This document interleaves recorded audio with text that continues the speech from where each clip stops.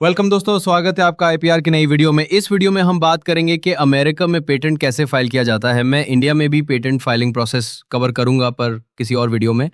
दोस्तों, अमेरिका एक बहुत बिग मार्केट है। अगर आपका आइडिया या इन्वेंशन काफ़ी अच्छा है तो आप भी चाहोगे कि वो अमेरिका में भी पेटेंटेड हो। जी हाँ दोस्तों, हम एक इन्वेंशन को मल्टीपल कंट्रीज में पेटेंट करवा सकते हैं, पर इसके कुछ रूल्स हैं। लोग यूएसए में पेटेंट इसलिए फाइल करते हैं क्योंकि वहाँ मार्केट बड़ा है, पैसा है, लॉ स्ट्रांग है और रिकग्निशन भी मिलता है। तो चलिए शुरू करते हैं अपना वीडियो। पैटेंट एप्लीकेशन फाइल करने के दो तरीके। पहला कि आप किसी कंट्री के पैटेंट ऑफिस में जाकर पैटेंट एप्लीकेशन को फाइल करें, और दूसरा कि आप एक WIPO एप्लीकेशन फाइल करें। WIPO एप्लीकेशन की बात हम बाद में करेंगे। हर कंट्री का एक पैटेंट ऑफिस होता है जिसमें आप पैटेंट एप्लीकेशन को फाइल कर सकते हैं। इवन हर पैटेंट ऑफिस के पैटेंट्स का कोड भी होता है। जैसे अमेरिका का कोड है US, इंडिया का IN, ऑस्ट्रेलिया का AU, चाइना का CN और यूरोप का EU। ऐसी एक बहुत लंबी लिस्ट है जो आपको ऑनलाइन मिल जाएगी। अब हम बात करते हैं कि अमेरिका में पेटेंट एप्लीकेशन कैसे फाइल करते हैं। सबसे पहले आपको समझना होगा कि पेटेंट और पेटेंट एप्लीकेशन दोनों अलग है। जब आप अपने इन्वेंशन को पेटेंट ऑफिस में सबमिट करते हैं तो वो एक पेटेंट एप्लीकेशन होती है। जब एक एग्जामिनर उस एप्लीकेशन को अप्रूव कर देता है तब वो एप्लीकेशन बनती है एक ग्रांटेड पेटेंट। एक होता है प्रोविजनल एप्लीकेशन और एक होता है non provisional application. Non provisional application में पेटेंट एप्लीकेशन का title, abstract, figures, background of the invention, detail description of the invention और क्लेम्स सब इंक्लूड होता है। तभी वो बनता है एक नॉन प्रोविजनल एप्लीकेशन। पर प्रोविजनल एप्लीकेशन में ये सब की जरूरत नहीं होती। आप बस अपने इन्वेंशन का complete written explanation including some figures USPTO में सबमिट कर सकते हैं।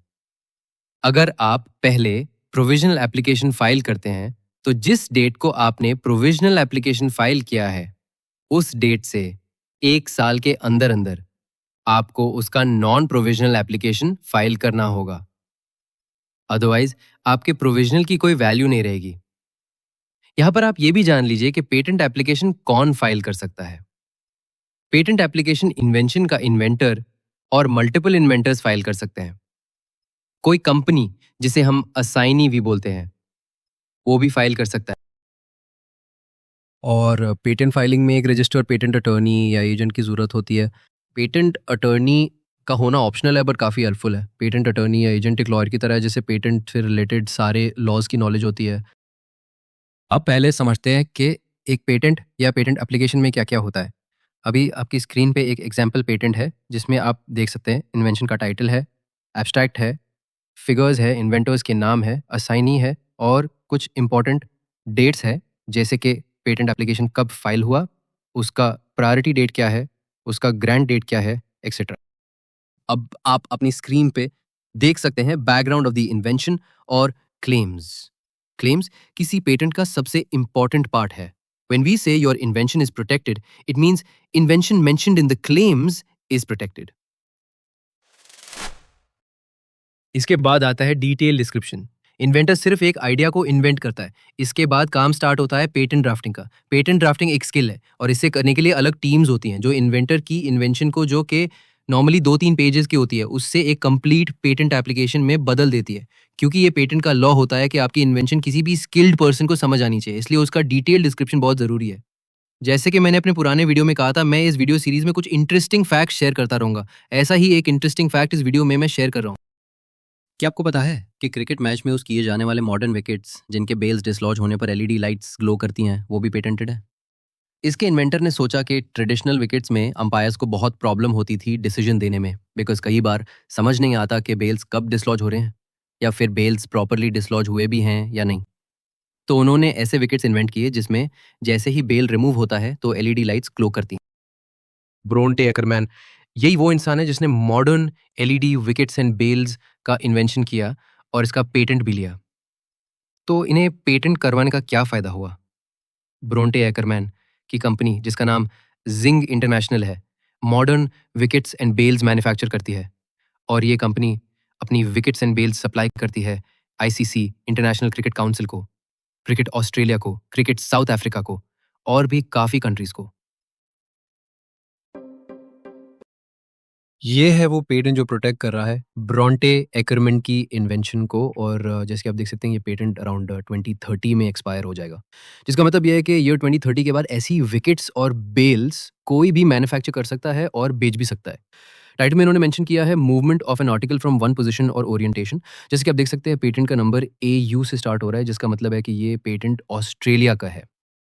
देखिए इस पैटेंट का claim cricket stump and bell assembly including at least one stump, at least one bell and at least one indicator responsive to a trigger event which indicates to an observer that displacement of either the bell or the stump has occurred from a first position to a second position. जो title में article mentioned है वो कुछ और नहीं बल्कि bells या stumps है। और देखिए क्लेम में एक इलेक्ट्रॉनिक सर्किट की भी बात की गई है। आपको अब आप देख सकते हैं detail description of the invention में कैसे सर्किट को और उसकी फंक्शनिंग को डिटेल में एक्सप्लेन किया गया है। When the circuit is opened, the lights shine very brightly and then quickly go out. Each bale has an inductive loop in each arm. When the metal saddle in the stump is moved away from the inductive loops, such as by removal of the bale senses a change in inductance and the LEDs flash for a few seconds and then preferably turn off to save power. The initial 3 seconds of the lighting sequence may involve the lights being in a steady on condition, whereupon they may revert to a flashing condition for the remaining 4 seconds to save power. जैसे कि मैंने आपको बताया भी था कि detail description में invention को क्लियरली समझाना पड़ता है और इन्वेंशन से रिलेटेड सारी डिटेल्स मेंशन करनी पड़ती है। ये अभी सिर्फ डिटेल डिस्क्रिप्शन का एक पैराग्राफ है, एक्चुअल में डिटेल डिस्क्रिप्शन काफ़ी लेंदी होती है।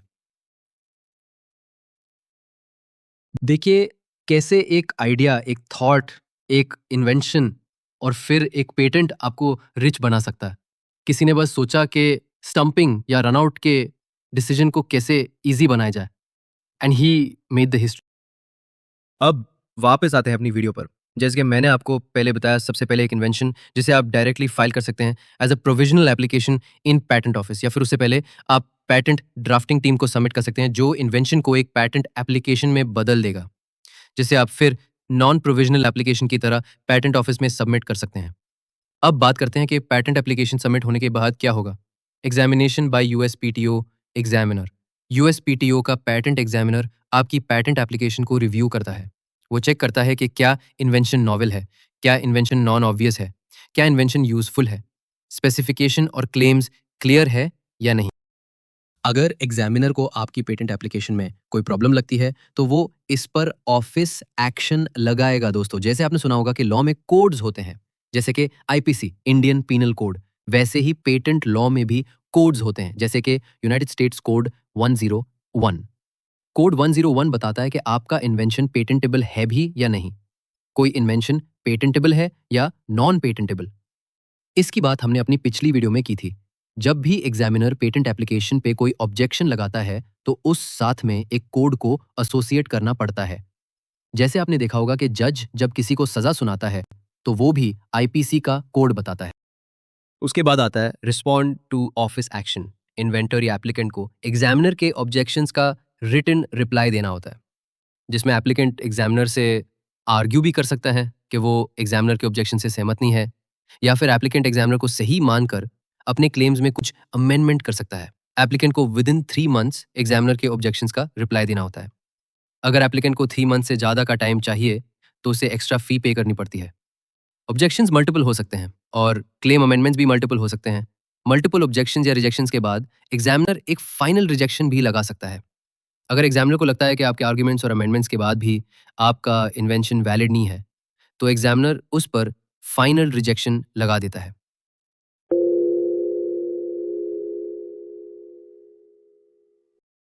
इन केस आपके इन्वेंशन पर फाइनल रिजेक्शन लगता है तो आपके पास बहुत ही लिमिटेड ऑप्शंस बचते हैं। पहला है file an RCE, request for continued examination. RCE आपको एक न्यू एग्जामिनेशन साइकिल देता है, इसमें एक्स्ट्रा फी पे करनी पड़ती है। दूसरा है appeal to P TAB, patent trial and appeal board. अगर आपको लगता है कि एग्जामिनर गलत है और आप सही हो तो आप patent trial and appeal board को अपील कर सकते हो। तीसरा है amend narrower claims with examiner's permission. Examiner की परमिशन लेकर आप क्लेम्स को और नैरो कर सकते हो, जिसका मतलब है क्लेम में और चीज़ों को ऐड करना, जिससे क्लेम नैरो हो जाएगा और उसकी मार्केट वैल्यू कम हो जाएगी।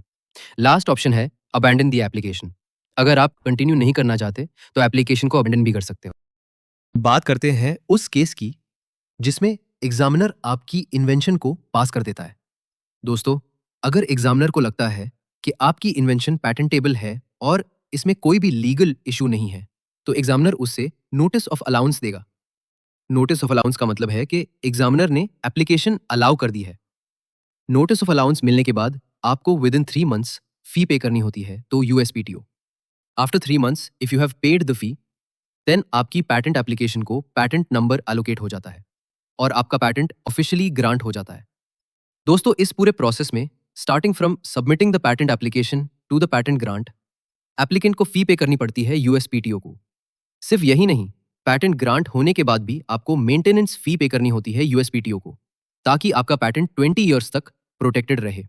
अगर एप्लीकेंट मेंटेनेंस फी नहीं पे करता है तो पैटेंट को एक्सपायर कर दिया जाता है। इसी के साथ खत्म होता है हमारा ये वीडियो। आई होप ये वीडियो आपको इन्फॉर्मेटिव लगा होगा। अगर आपके पैटेंट्स या पैटेंट फाइलिंग को लेकर कोई भी क्वेश्चंस है तो आप उन्हें कमेंट करके पूछ सकते हैं। Thank you and see you next video.